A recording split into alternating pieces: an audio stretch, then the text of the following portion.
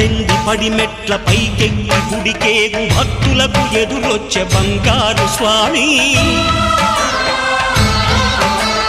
ఇరుముడులు స్పృశించి శుభమనుచు దీవించి జన బృందముల చేరే జగమేలు స్వామి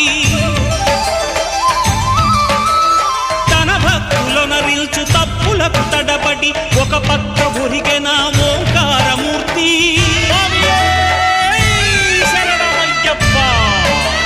స్వాములందరూ తనకు సాయము కాగా ధీమంతుడై లేచే ఆ కన్య స్వామి